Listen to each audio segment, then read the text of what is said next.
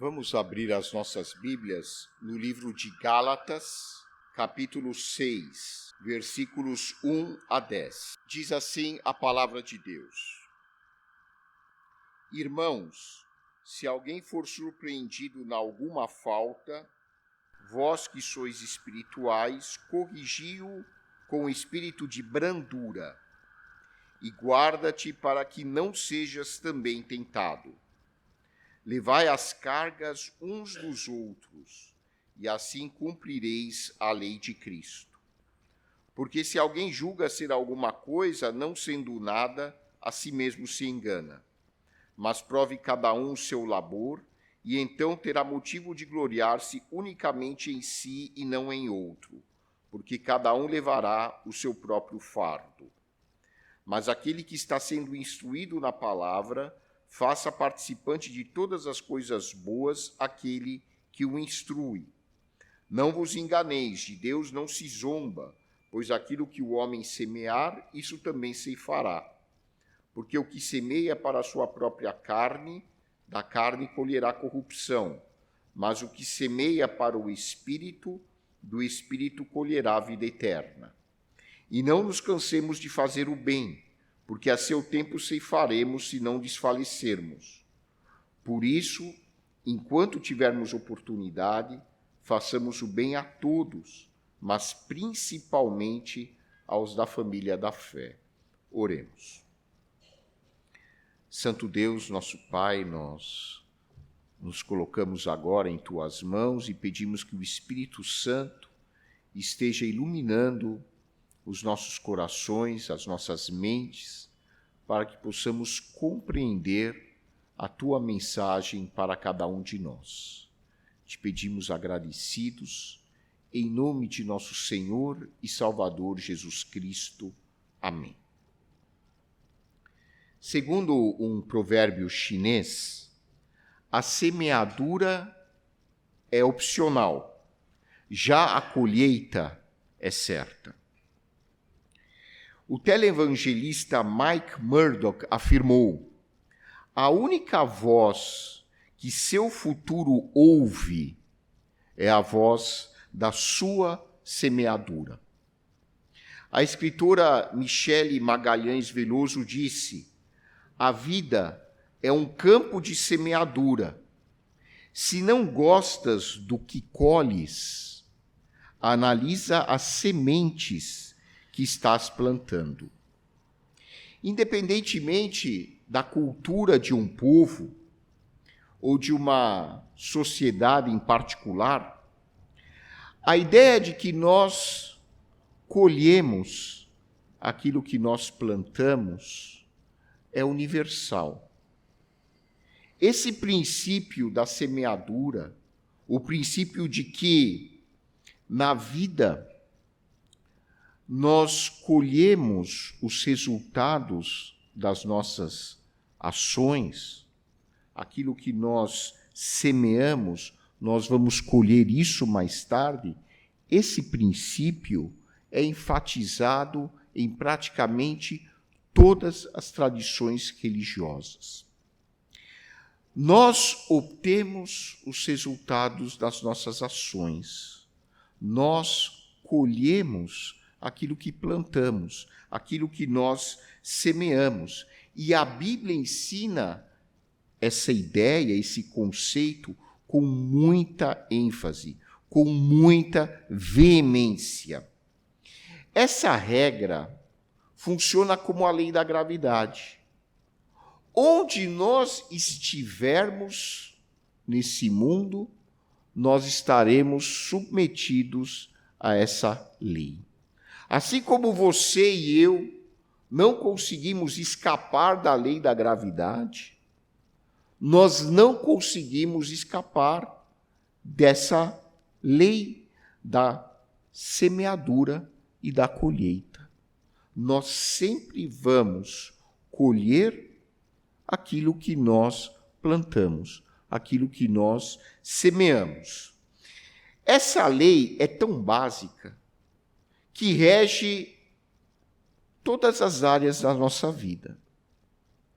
Ela rege a nossa espiritualidade, a nossa saúde mental, nossa vida psíquica, a nossa saúde física, rege a nossa vida profissional, a nossa vida financeira, as nossas escolhas políticas, os nossos relacionamentos sociais e familiares, todas as áreas da nossa vida refletem esse princípio. Nós vamos colher aquilo que nós semeamos.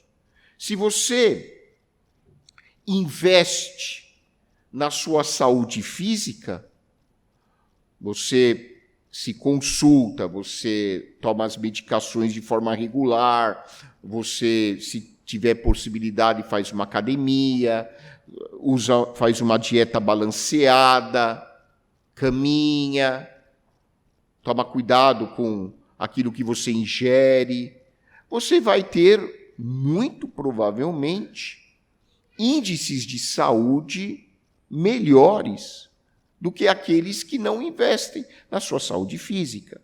Se você lê bons livros, assiste a bons programas, muito provavelmente você vai ter uma saúde mental melhor do que aqueles que não investem nisso. E, obviamente, na área econômica, se você investe na sua profissão, você procura se atualizar, ler artigos da sua área, procura estar sempre lendo, se atualizando, frequentando cursos, congressos, você tende a se dar muito melhor na área profissional do que aqueles que simplesmente não investem nisso. Então, nós colhemos resultados das áreas em que nós investimos. Isso vale até para as questões econômicas. E essa lei da semeadura não funciona apenas para as nossas vidas, individualmente falando. Esse princípio se aplica à vida coletiva. As nações que aprenderam esse princípio, incorporaram isso na sua cultura, as nações que investiram e continuam investindo na cultura da solidariedade entre as pessoas, na educação de qualidade, numa saúde de bom nível, as nações que investem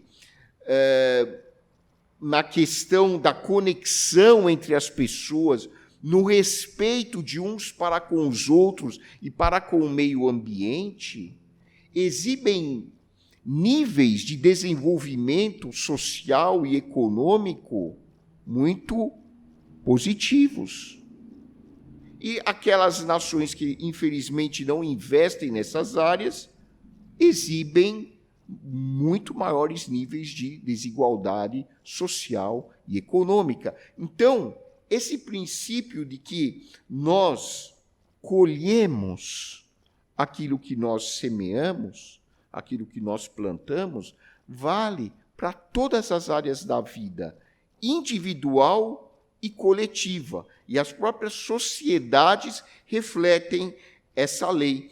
Portanto, o nosso futuro individual e coletivo não é resultado do acaso, não é resultado de acontecimentos aleatórios.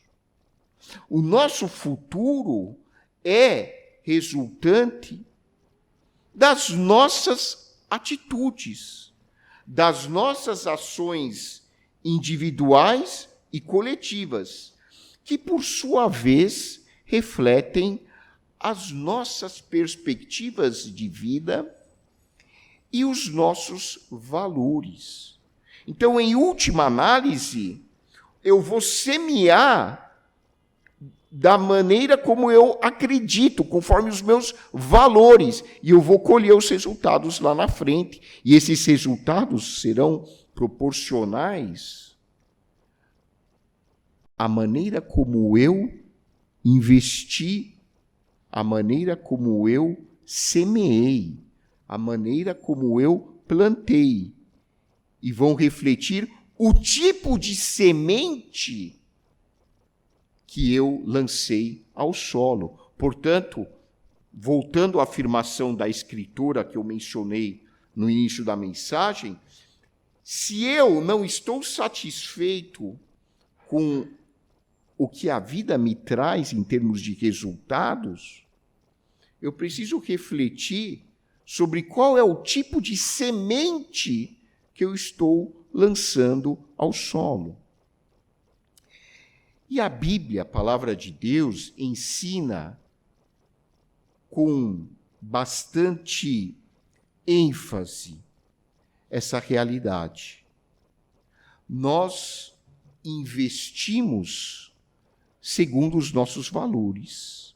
As sementes que nós lançamos refletem a nossa perspectiva e aquilo em que a gente realmente acredita. Por isso que o Senhor Jesus declarou aos seus discípulos: porque onde está o teu tesouro, aí estará também o teu coração. Aquilo que você mais valoriza é aquilo em que o teu coração está voltado, aquilo a que o teu coração está voltado. O meu tesouro, onde ele está? Onde está o seu tesouro? Aí estará também o seu coração. Então, qual é o nosso tesouro? Quais são os meus valores? Quais são os meus ideais? Os meus propósitos de vida? É isso que eu vou semear. E é isso que eu vou colher como resultados. O texto de Gálatas ressalta esse princípio de grande importância. Na vida, nós colhemos aquilo que nós semeamos. A vida é o resultado das nossas escolhas, das nossas decisões. A vida é o resultado do nosso comportamento, resultado das nossas atitudes. E qual é a importância desse conceito prático? Quando nós compreendemos que nós colhemos aquilo que plantamos, nós passamos a adotar atitudes mais saudáveis e positivas. Em primeiro lugar, nós semeamos a compaixão. Se existe algo que pode transformar o mundo em que nós vivemos, se existe algo que pode tirar a nossa sociedade do buraco em que nós nos encontramos, é a compaixão. A Bíblia dá muita importância à compaixão. O que é compaixão? Compaixão implica eu me identificar com o meu semelhante, eu poder me colocar no lugar dele, entender a realidade pela qual ele está passando e buscar aliviar o seu sofrimento. Portanto, a compaixão parte da empatia. Sem empatia, não é possível haver compaixão. A empatia é eu conseguir calçar o sapato do outro. A empatia é eu, por mais que eu não concorde com você, eu tentar entender o seu ponto de vista, é eu compreender o contexto de vida que você está vivendo e buscar me colocar no seu lugar e compreender os seus sentimentos, a sua forma de enxergar a vida. E a compaixão vai um passo além da empatia. A compaixão incita dentro de mim o desejo de aliviar o seu sofrimento. Então, se eu for uma pessoa compassiva, eu não posso permanecer indiferente ao sofrimento do meu semelhante. A compaixão me leva a ajudar o próximo e a diminuir a sua carga. Imaginem se todas as pessoas no mundo fossem compassivas, nós já estaríamos vivendo no paraíso. E a compaixão implica gentileza. Não é possível eu ser uma pessoa compassiva e tratar o outro com grosseria. E é exatamente isso que o apóstolo Paulo escreve aos Gálatas. Vós que sois espirituais, corrigi aqueles que forem pegos em alguma falta com espírito de brandura. Brandura significa delicadeza, mansidão.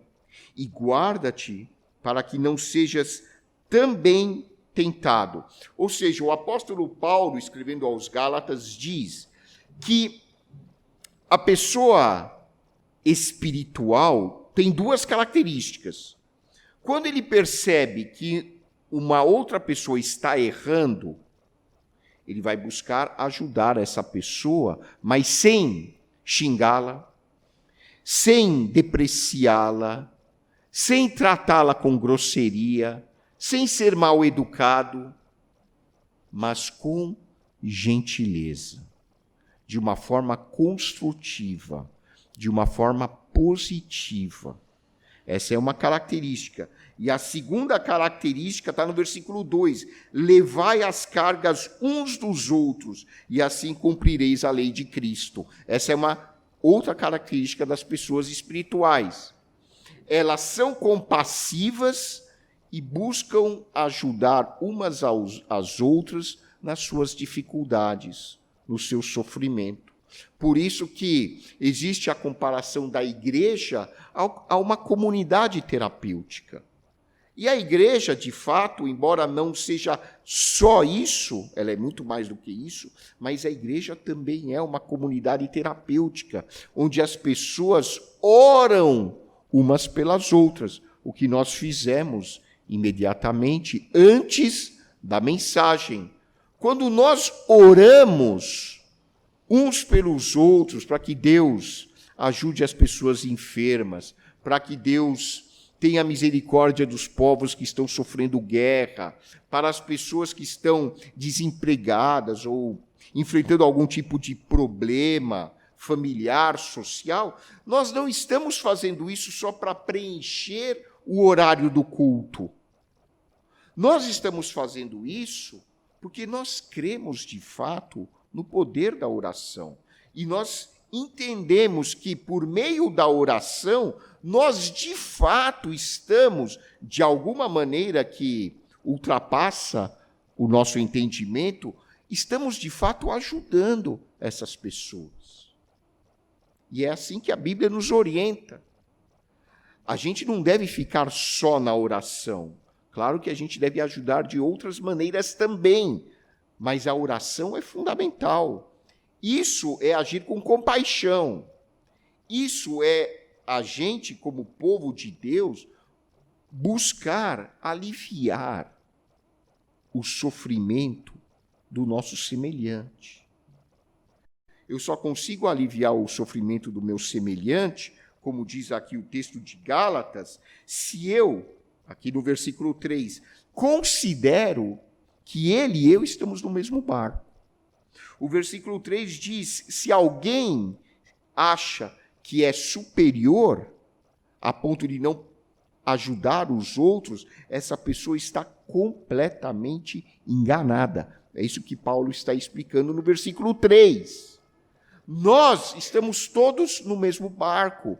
Eu não sou melhor e nem pior do que ninguém. Nós somos todos humanos fazendo essa travessia nesse mundo para chegar em algum lugar onde Deus está nos levando. E enquanto estamos nessa travessia e o barco às vezes com a força das ondas, inclina mais para um lado, inclina mais para outro, às vezes a gente tem a impressão de que a gente vai afundar. Enquanto estamos no barco, enfrentando juntos essa travessia, nós temos o dever, não é só um dever, é um privilégio que Deus nos dá, de ajudarmos a aliviar a carga uns dos outros.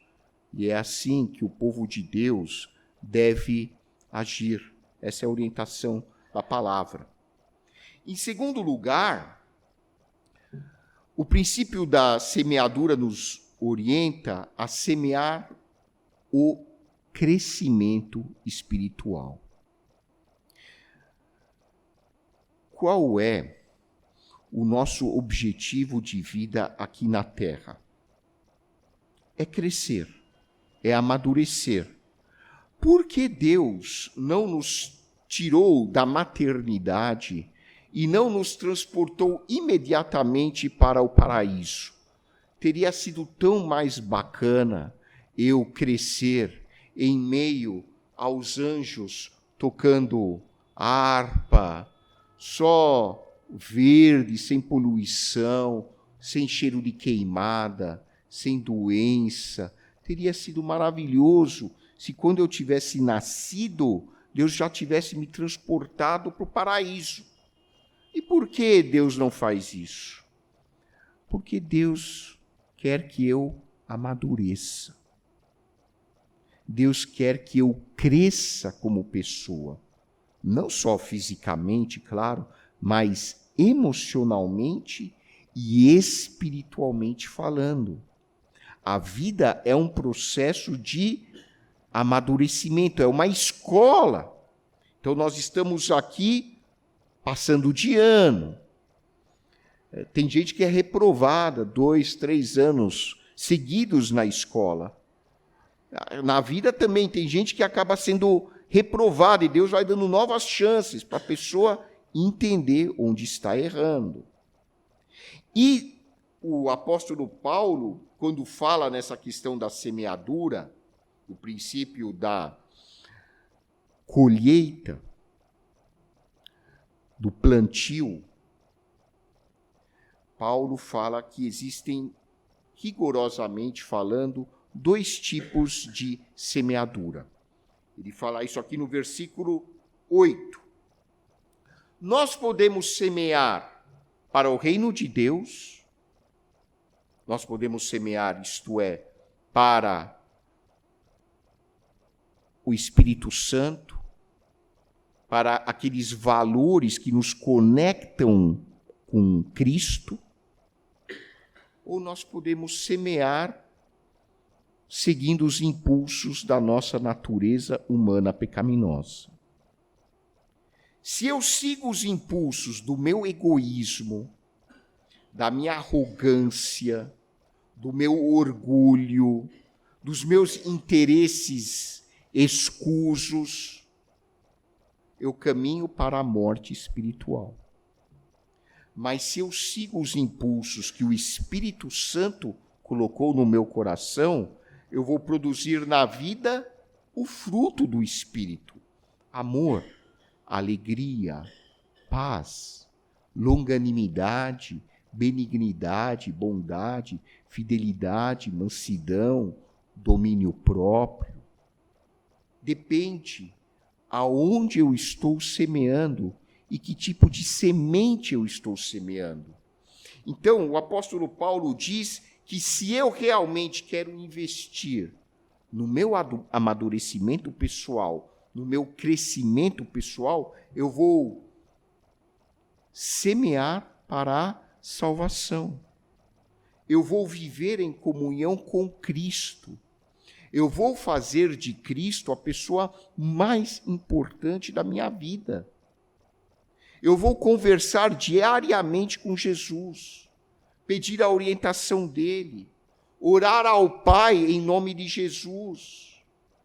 Eu não vou dar um único passo na minha vida, seja no meu trabalho, no meu casamento, nas minhas relações sociais, sem estar com Jesus ao meu lado. Jesus vai ser sempre o meu melhor amigo. E eu fazendo isso, estou semeando para a salvação. Porque a salvação não é um ato isolado em que você recebe Jesus como Senhor e Salvador da sua vida. A salvação é um processo. Ela só começa com a conversão, mas ela dura a vida toda. E ainda na vida eterna continua esse processo. Não é uma coisa mágica. Agora eu sou salvo. Agora eu sou super maduro. Agora eu sou o the best do plano de Deus. Não. A gente tem muitas coisas ainda para aprender depois que a gente recebeu o dom da salvação em Cristo. E Jesus vai nos ajudando ao longo dessa caminhada. Ele vai nos ajudando como? Através das circunstâncias, através dos amigos que ele coloca na nossa frente, mas principalmente ele nos ajuda por meio da Bíblia. Por isso, meu irmão, eu só consigo crescer espiritualmente se eu leio a palavra todos os dias. Ler a palavra dia sim, dia não, é como almoçar dia sim, dia não. Ou como jantar dia sim, dia não, tomar café da manhã dia sim, dia não. Esse esquema que existe para o jejum intermitente não pode funcionar na área espiritual. Na área espiritual não existe eu ler intermitentemente a Bíblia. Não, eu preciso ler a Bíblia todos os dias, porque é aqui que o Espírito Santo fala comigo. É aqui que o Espírito Santo me ilumina e me mostra, Roy, não é por aí, é por aqui. Roy, está vendo essa passagem? Lembra a maneira como você conversou com tal pessoa? Está vendo essa passagem? Aplica essa passagem ao que você viveu hoje. Está vendo que poderia ser diferente? E o Espírito Santo vai nos tratando com gentileza. Deus não é grosseiro conosco. Ele é gentil, ele é um cavalheiro. Ele vai mostrando com muita positividade, construtividade, de forma gentil, saudável, qual é o caminho que eu devo seguir. Isso vale para a maneira como a gente trata a gente mesmo. Não é só para você tratar os outros com gentileza, é importante você tratar você mesmo com gentileza. Porque se você se critica, se julga, se deprecia, se considera um zero à esquerda, se você se desvaloriza, você não está sendo compassivo consigo mesmo. Isso não é espiritualidade, isso é brutalidade. Eu ficar me condenando o tempo inteiro pelos erros do passado, ou pelas formas com que eu tratei uma pessoa ou outra pessoa, pelas oportunidades que eu perdi na vida, se eu fico me depreciando, me xingando, isso não é compaixão. Isso não leva ao amadurecimento espiritual. Isso só leva à depressão, só leva à ansiedade. Então, o Espírito Santo quer que nós tratemos uns aos outros e a nós mesmos com gentileza, com respeito, e investir na área do crescimento espiritual. E, por fim, o princípio da semeadura nos diz que a melhor maneira de nós semearmos é praticando a caridade. Olha o que Paulo escreve nos versículos 9 e 10. Não nos cansemos de fazer o bem, porque a seu tempo ceifaremos se não desfalecermos. Enquanto tivermos oportunidade, façamos o bem a todos, mas principalmente aos da família da fé. Por que principalmente aos da família da fé? Porque são as pessoas que convivem comigo, que eu conheço. Eu conheço quais são as necessidades dos meus irmãos na fé, porque eu convivo com eles. Recebo mensagem de WhatsApp deles, mando mensagem para eles, vejo-os aos domingos aqui no culto, mas não, a minha ajuda não deve se restringir aos irmãos da fé, deve abarcar toda a humanidade. Uma maneira de você ajudar toda a humanidade, como a gente conversou, é orando por toda a humanidade. Outra maneira inteligente é você ajudar alguma organização sem fins lucrativos e que seja séria. Então, existem várias organizações e associações nesse sentido. Existem a Associação dos Médicos Sem Fronteira, existe a ajuda que você pode dar à Unicef, e por aí vai. E ajudar a igreja também, para que a igreja possa cumprir o seu papel social, o seu papel de ajuda concreta às pessoas necessitadas. Bom, semeadura e colheita, princípio fundamental para as nossas vidas.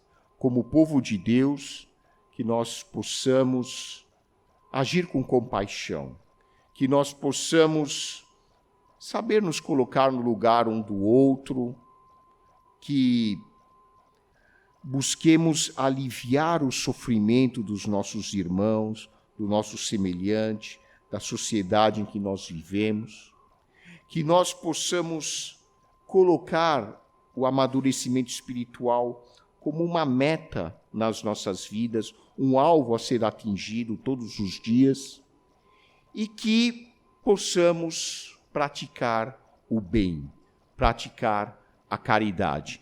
Agindo assim, certamente nós colheremos as bênçãos resultantes das ações que nós estamos praticando. Aquilo que você semear, isso também você colherá.